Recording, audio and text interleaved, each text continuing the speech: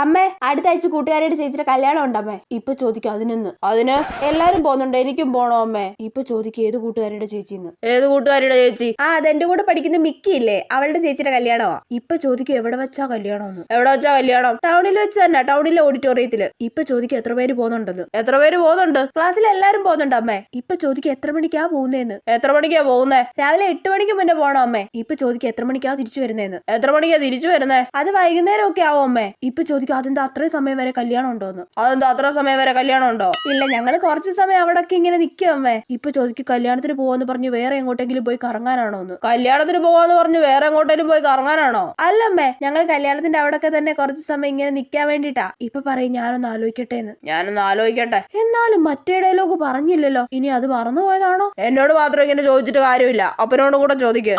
ഇപ്പൊ കംപ്ലീറ്റ് ആയി. ഈ ഡയലോഗ് കേൾക്കാഞ്ഞിട്ട് ഞാൻ ആകെ ടെൻഷൻ അടിച്ചു പോയി.